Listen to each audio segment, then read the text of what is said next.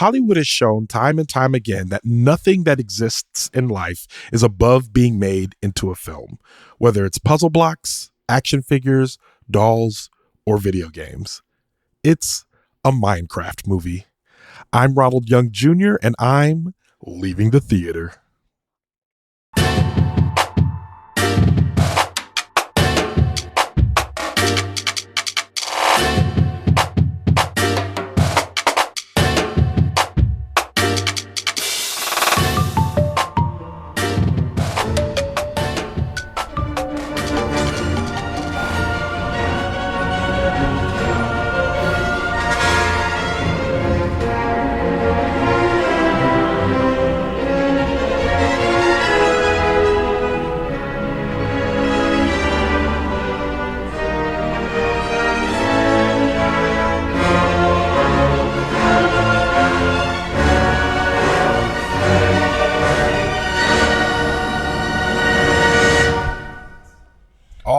This is Ronald, and I am leaving the theater after seeing a Minecraft movie.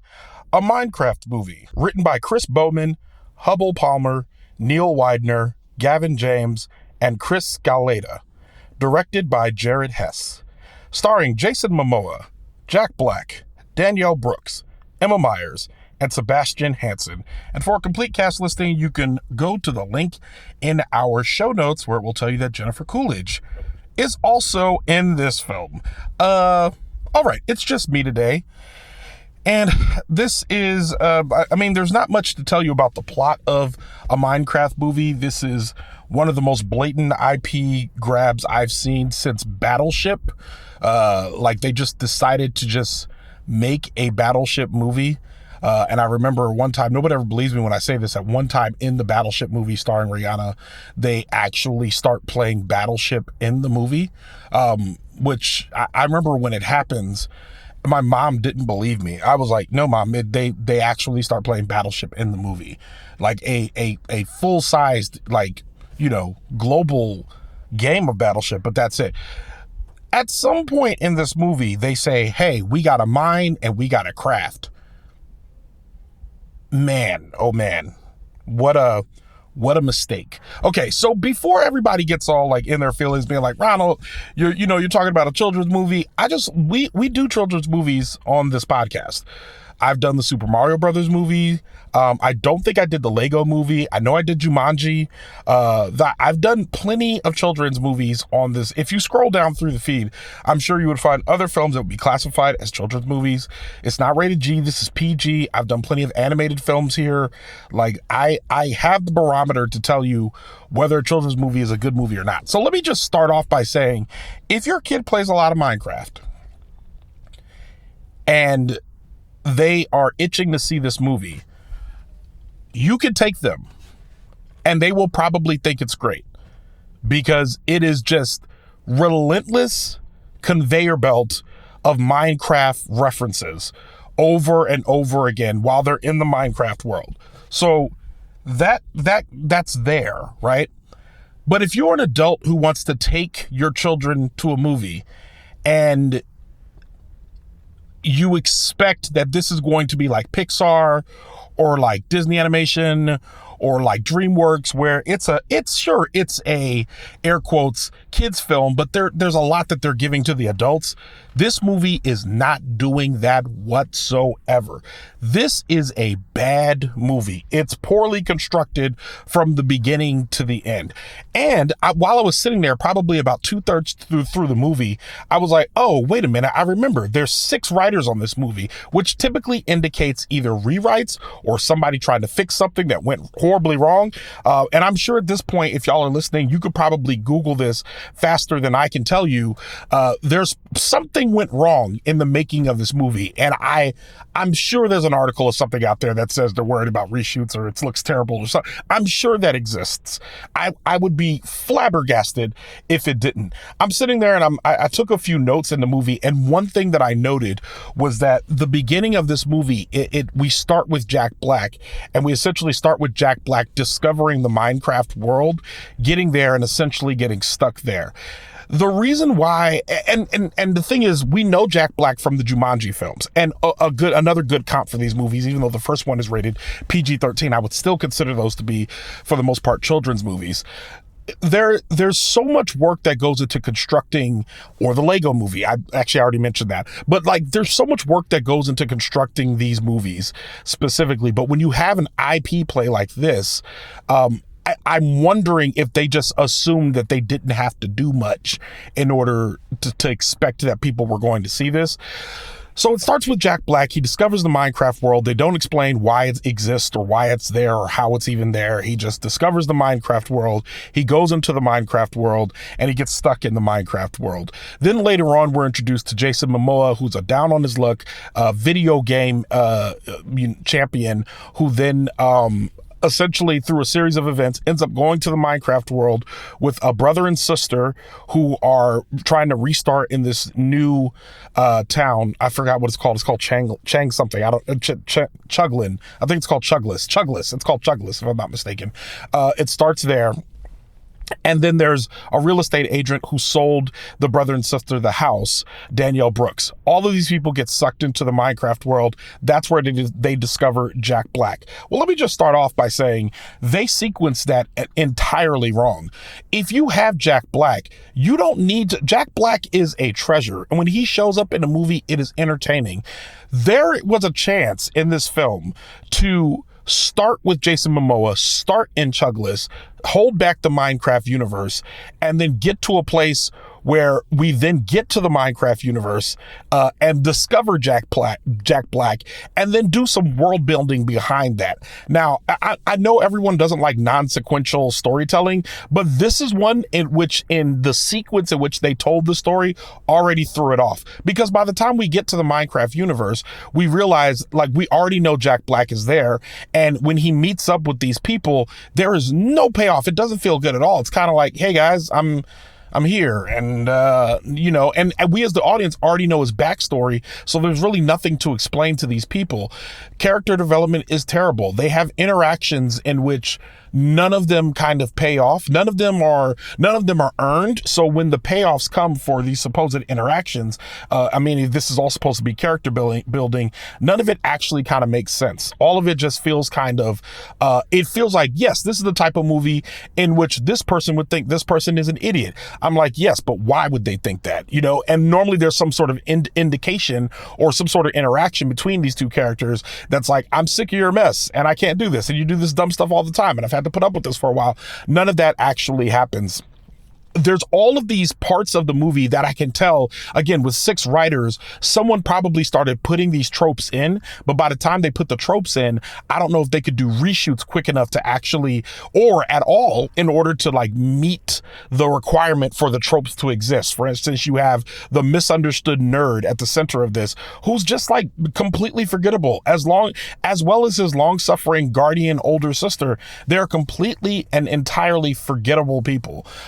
And that's the thing. I've never played the game Minecraft. I can only judge this as the film that I watched. I cannot judge it against the game. And I'm sure there's people who will have played the game that will appreciate the ways in which there's Easter eggs throughout the movie. Or I don't even know if we call them Easter eggs. They're just like references throughout the movie. And they weren't enough for me to feel like I was a part of it, which is, it matters. If you're going to make a film like this and you want other people to see it, I think they're banking a lot on people just children dragging their parents to this film. But I don't know if this is going to have any staying power, because I think eventually, even when the kids see this and say they love it, when they walk away from this, they're just going to be like, I'm going to go play Minecraft, and they're never going to think about the film again. I don't think this is going to be one that people watch over and over again.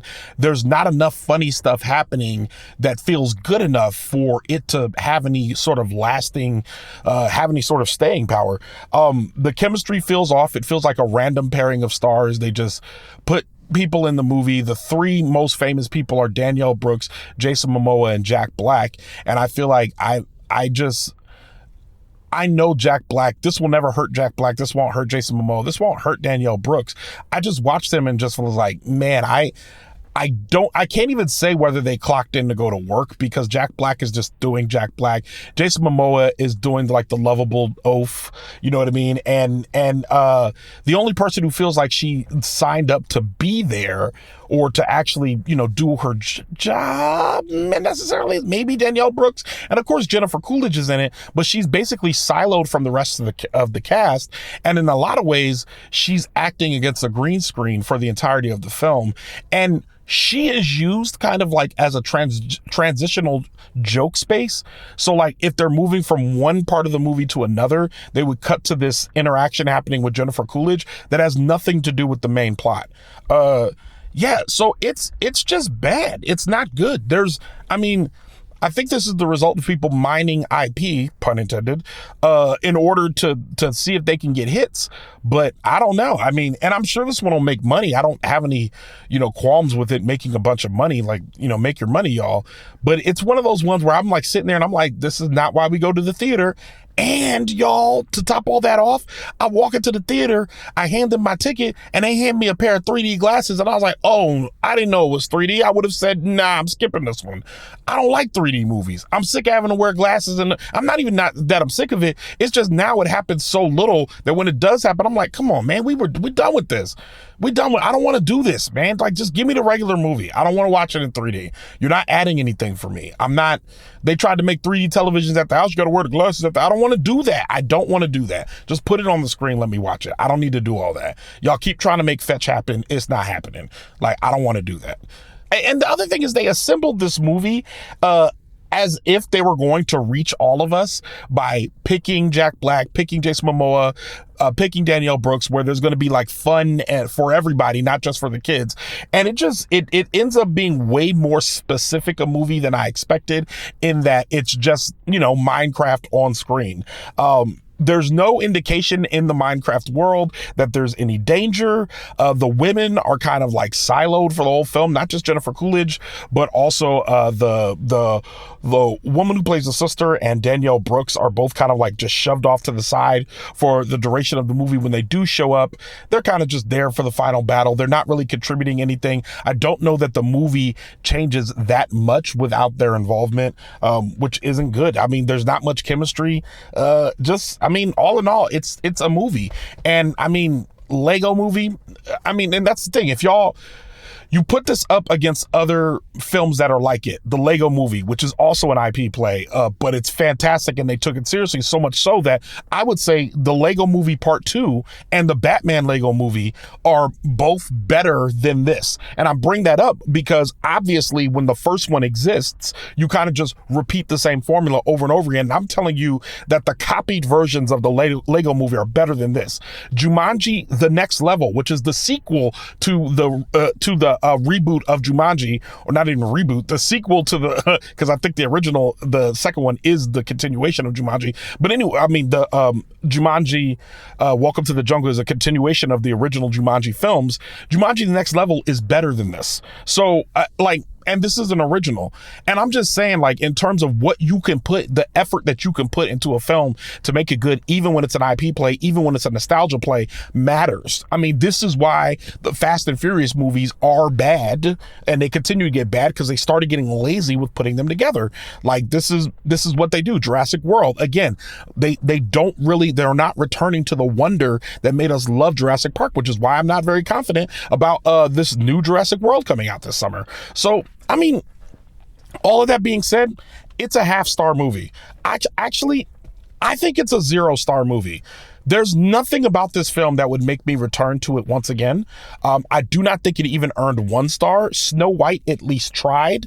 This did not even try. They just were like IP, or what they did try failed miserably. So 0 of 5 stars. And with that, Leaving the Theater is a production of Oh It's Big Ron Studios.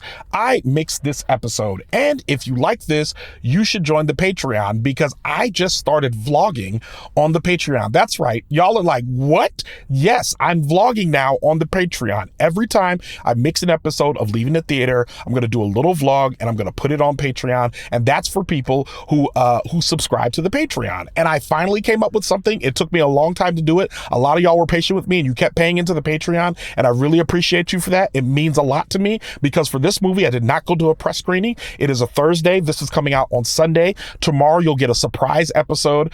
So tomorrow is Friday. So by now, it'll be 3 days ago for you hearing this right now, but you would have gotten an extra episode of Snow White because I missed a couple of weeks ago. So I'm out here working, but every time I edit together an episode of Leaving the Theater, I'm going to do a little vlog. I'm going to talk about the television I'm watching. I'm going to talk about movies that are coming up, why I think they will or won't work. I'm going to talk about trailers that I'm seeing. I'm going to try to do a bunch of stuff, mostly to get my vlog game up, but to also give y'all the additional content that you deserve for becoming a member of the Patreon and helping me continue to make this show. If that means anything to you, go to patreon.com/leaving the theater or go to the link in our show notes to help be a part of that. Show art from Heather Wilder. Theme music by the mysterious Breakmaster Cylinder. For more information about a Minecraft movie, check out our show notes. You can follow me on Instagram, Blue Sky, TikTok, Threads, or Letterboxd at Oh It's Big Ron. That's at OHITS BIGRON. You can find out more about this show and other Oh It's Big Ron Studios shows by following us on Instagram at Oh It's Big Ron Studios. Leaving the Theater will be back soon. Thanks for listening.